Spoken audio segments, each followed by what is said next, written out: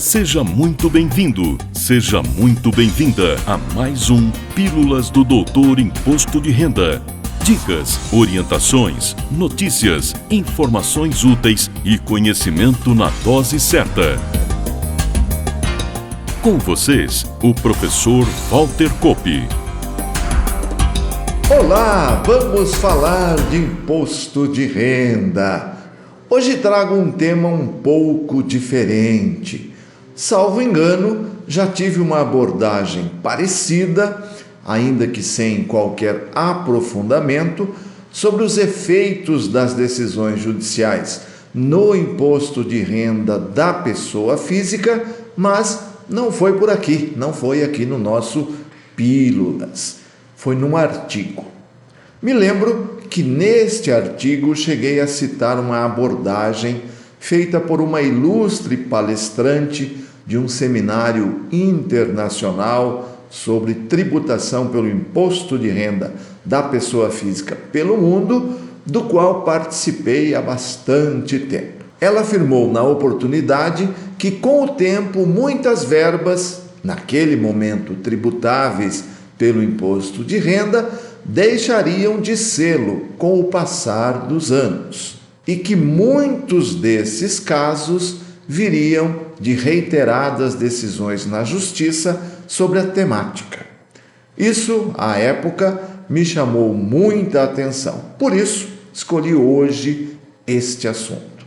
Quem me acompanha neste podcast sabe que, em alguns episódios, tenho trazido temas previamente tratados em meus artigos quinzenais junto ao portal Contábeis, aqui para um bate-papo mais descontraído do que o texto que lá publico.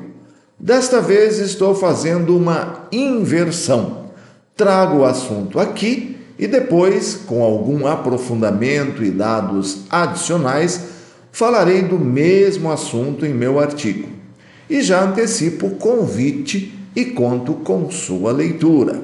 Lá, salvo alguma inspiração diferente de última hora, o título deverá ser o mesmo que usei para este episódio do Pílulas. Antes de abordar alguns casos que justificam o título do episódio, lembro que o artigo 19 da Lei 10.522, de 19 de julho de 2002, disciplina o comportamento do fisco quando ocorrem decisões desfavoráveis à Fazenda Nacional, em especial quando em sede de recurso repetitivo junto ao Superior Tribunal de Justiça, STJ, e de repercussão geral para o caso de decisões do Supremo Tribunal Federal. Quem quiser se aprofundar, recomendo a leitura dos dispositivos elencados neste artigo e também dos artigos 18 e 18A do mesmo diploma legal. É em função desse regramento que é comum você encontrar no Perguntão da Pessoa Física, o Perguntas e Respostas 2023 e nos anteriores, respostas dizendo que determinada verba é tributável. E depois, naquele box denominado Atenção, a explicação de que a Receita Federal não constituirá o crédito tributário, ou seja, não vai lançar o tributo em decorrência de atos da PGFN. Quem quiser conferir um exemplo, recomendo no Perguntão 2023 uma olhada atenta à pergunta número 175, que trata do assunto férias. Isso ocorre porque a lei que diz que aquela verba é tributável pelo imposto de renda continua em vigor, mas existem decisões em contrário na forma do artigo 19 da Lei 10.522 de 2002.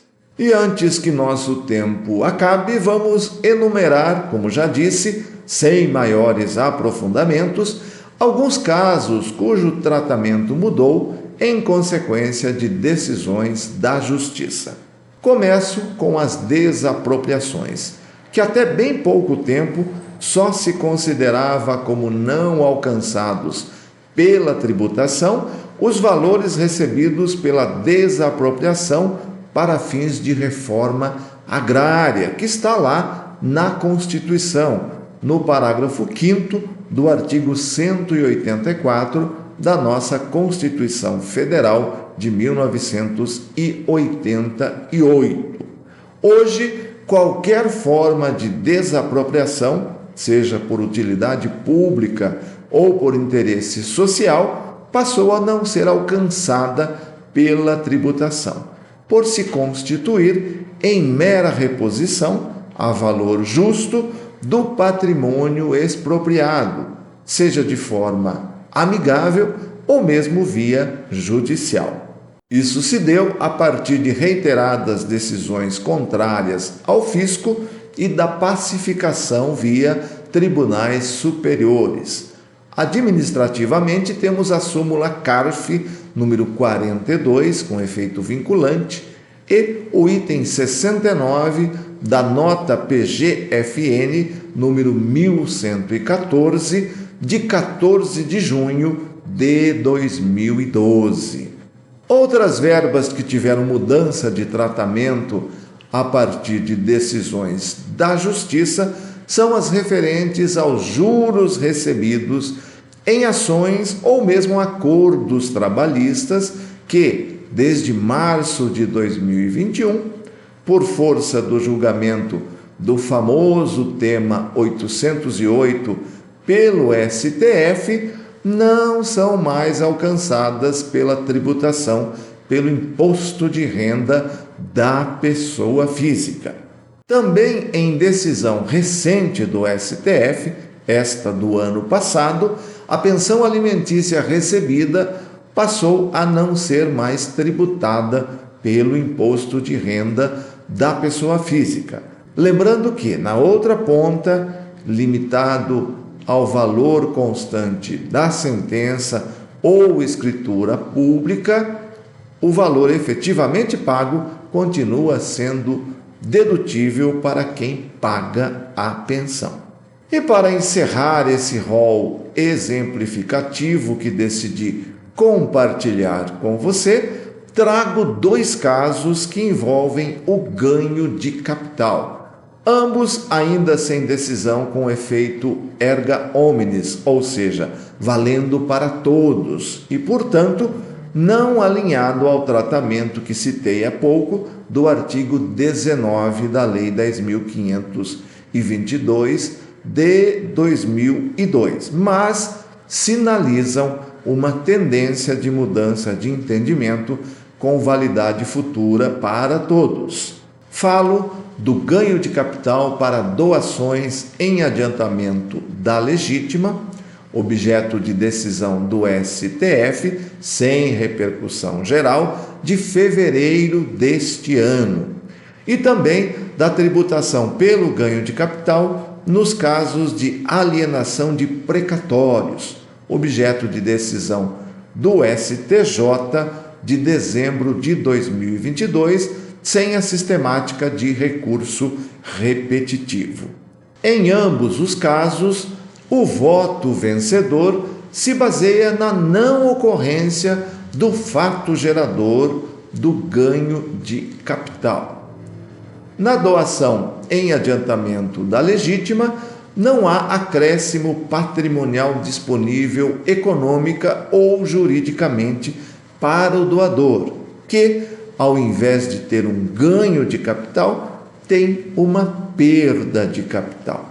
A mesma lógica embasou a decisão do STJ para a alienação do direito creditório representado pelo precatório.